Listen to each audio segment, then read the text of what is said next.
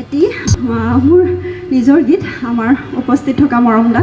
নেমকেশ্বৰী লাইফৰ মৰম কুমাৰ দাই খুব সুন্দৰ দুটি গীত লিখিছিলে তাৰে মই সৌভাগ্য এই দুটি গীতো মই গাইছিলোঁ কিছু সংখ্যকে আমাৰ গীতটি শুনিছে বিগত বছৰ 2025 কলাক্ষেত্ৰৰ 23 নৱেম্বৰত মুক্তি লাভ কৰিছিলে গীতটি অকণমান গাবলৈ খুজিছোঁ মই শুনিব আমাৰ গীতটো খুবেই সুন্দৰ সহজ সৰলভাৱে মৰম দাই লিখিছিলে অকণমান মুঠেকৈ শুনাবলৈ খুজিছোঁ তুমি নোহোৱাকৈ অকল হৰে